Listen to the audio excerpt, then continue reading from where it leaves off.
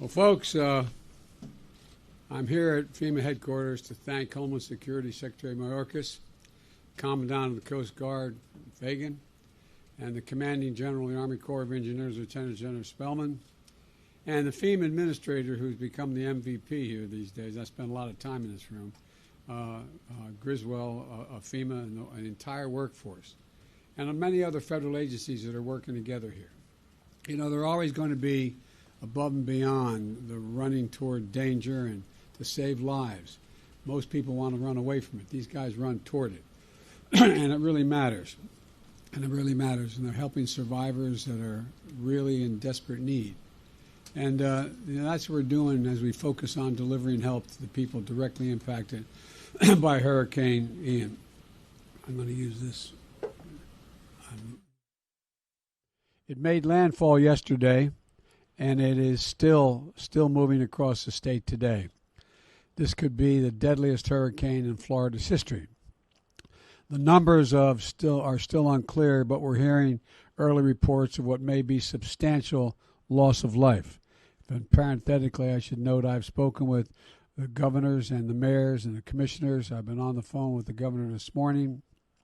I spoke with the commissioners and mayors, and they are worried, but every one of them are telling me what an incredible job is being done to save their cities, their towns, their counties, their ports, their bridges, etc. And in the face of serious danger, search and rescue operations got underway before dawn this morning for people stranded and who are in desperate shape. Water rescue is critical. Coast Guard deployed 16 rescue helicopters, 6 fixed-wing aircraft, and 18 rescue boats and crews. That's just one element of the many federal search and rescue teams that the pre-staged in Florida. And the governor talked about how impressed he was with what the Coast Guard is doing this morning.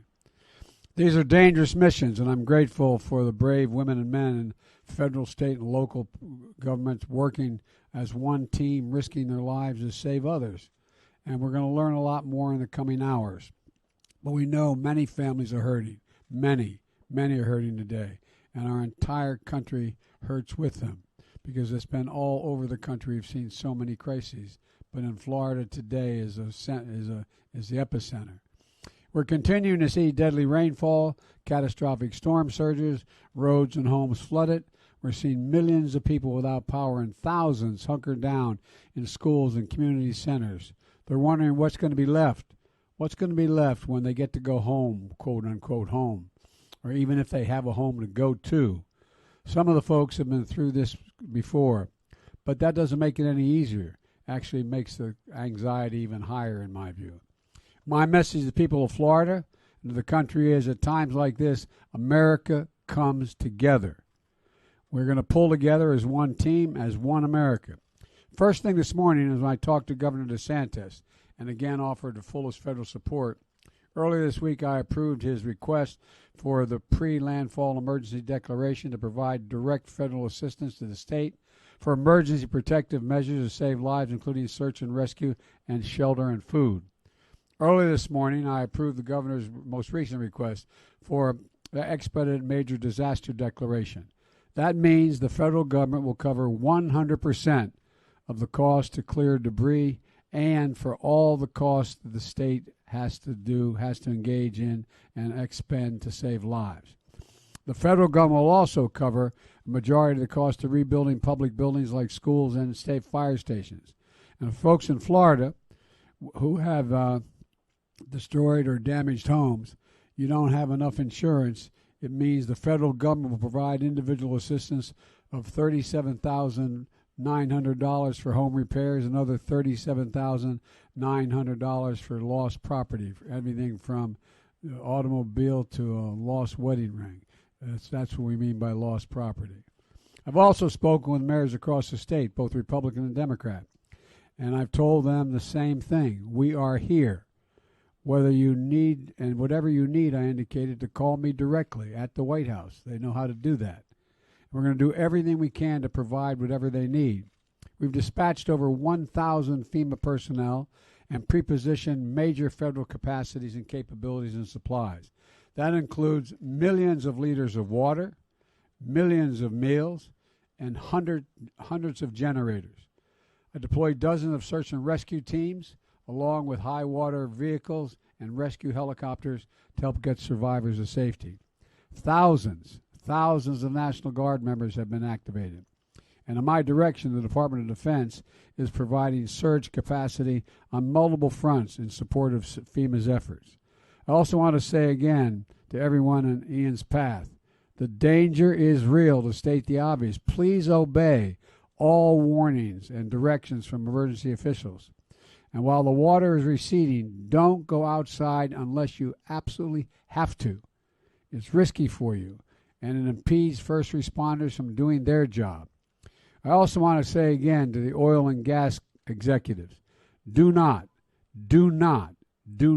use this storm as an excuse to raise gasoline prices or gouge the American public.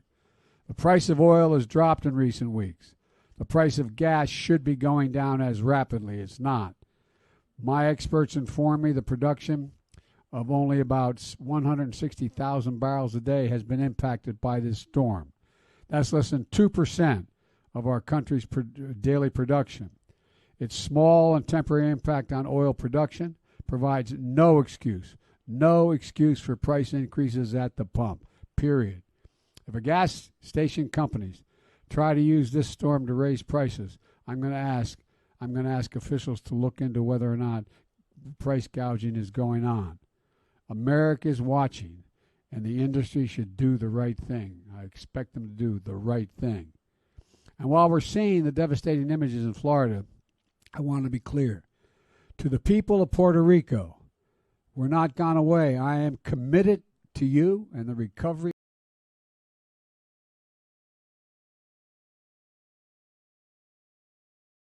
Oh, the folks here at FEMA and across the federal government are working nonstop around the clock. That's why finally, I want to thank the first responders, the National Guard, the Coast Guard, service members, and the search and rescue personnel who are working to get people to safety and to restore power, water, and phone lines. And I want to thank everyone here at FEMA and other federal personnel. I've seen you in action all across the country, from the West Coast to the Northwest to the Northeast to down in Louisiana, all across this country.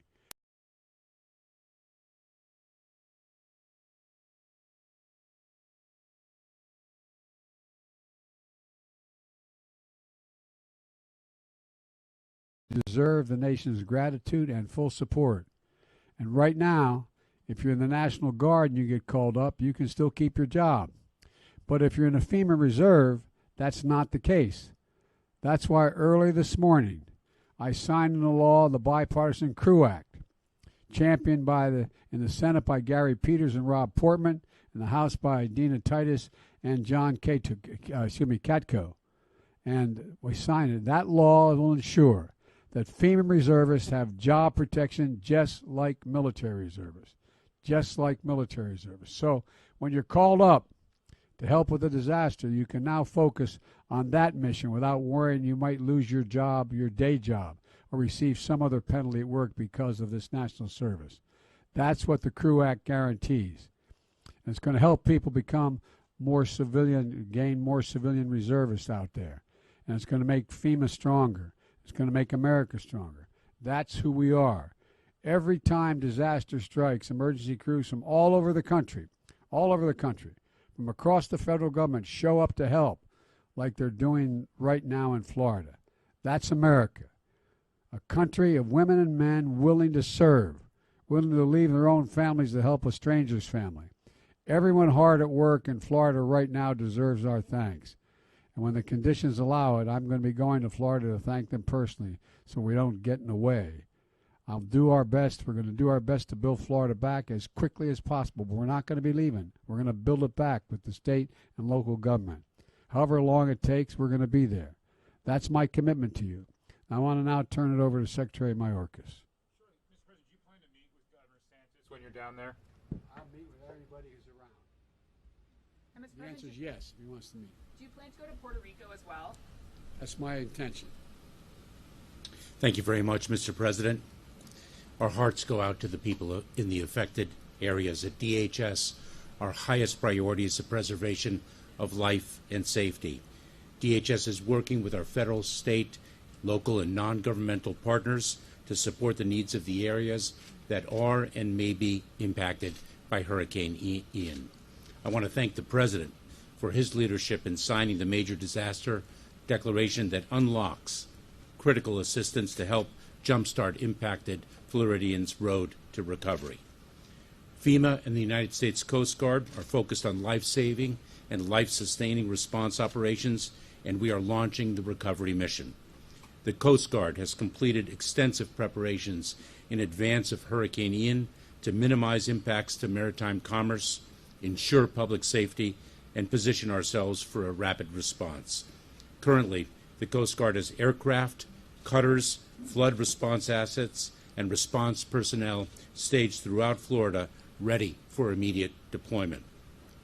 FEMA has teams in place who are ready to help those who need it most. We have thousands of our personnel deployed throughout the Department of Homeland Security, not only from FEMA and the United States Coast Guard, but also from our Cybersecurity and Infrastructure Security Agency and from TSA.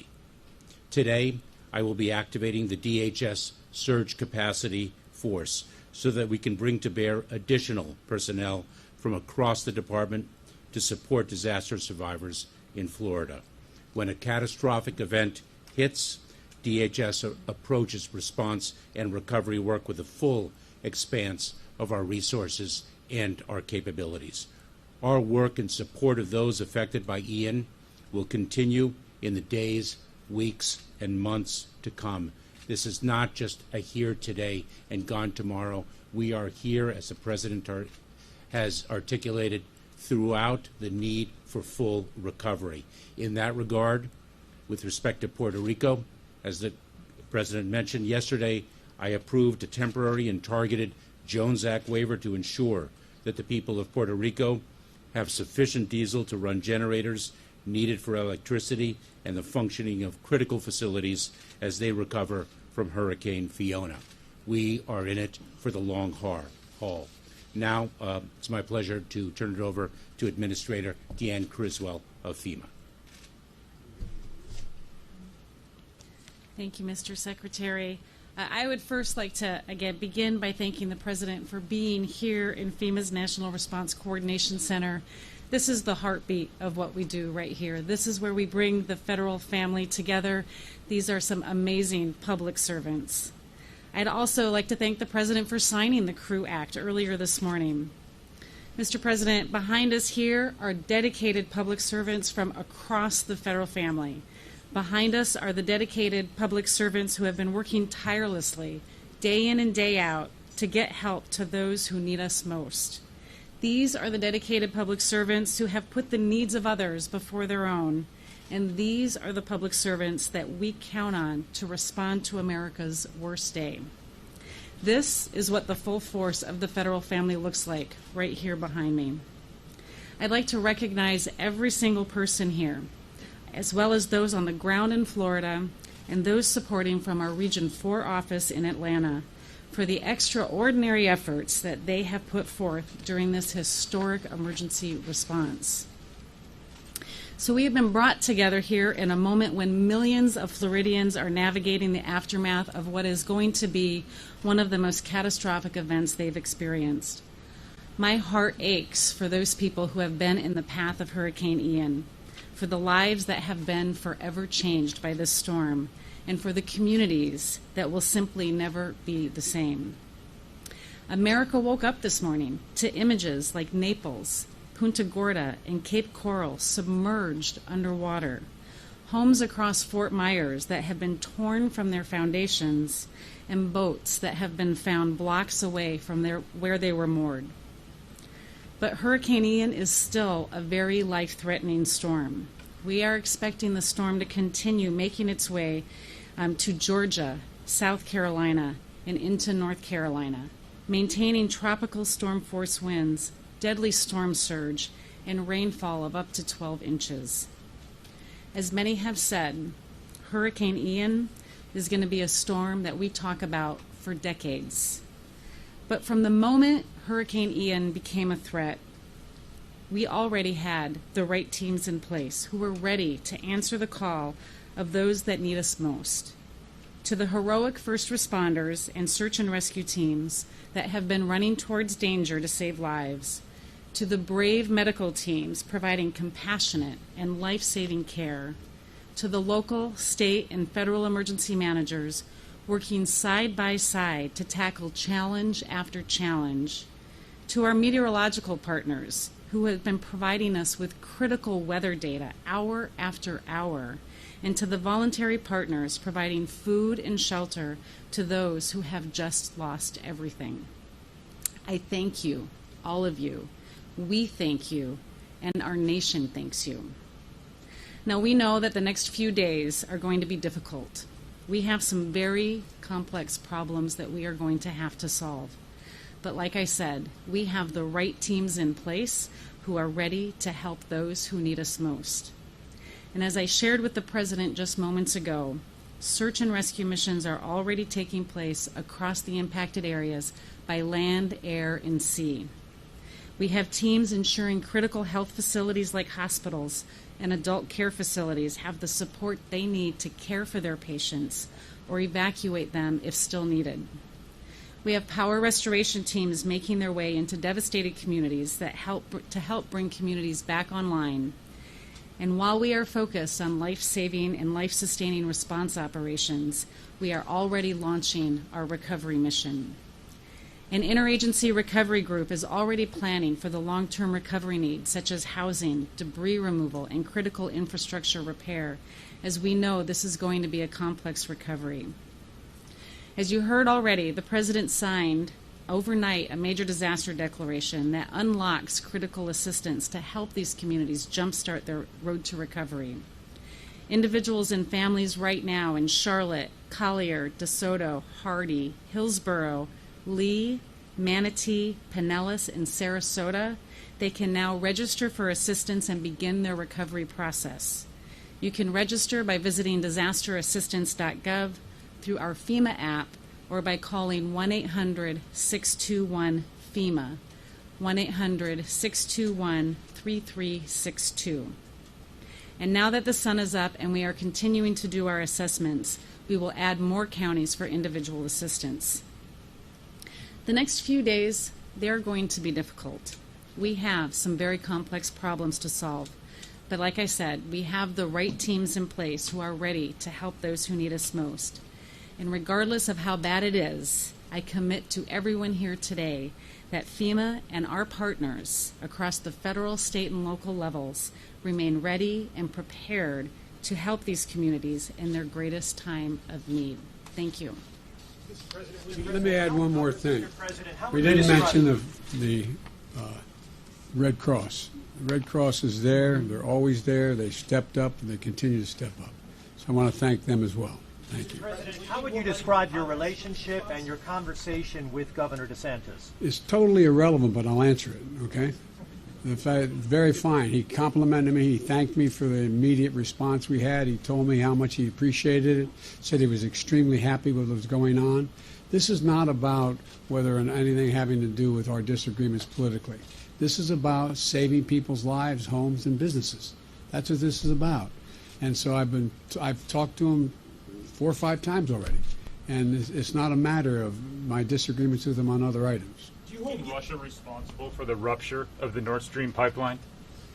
Let's stick with this, okay? This is an important international issue. There's a lot of important international issues, but we're here to talk about America. Okay, thank you.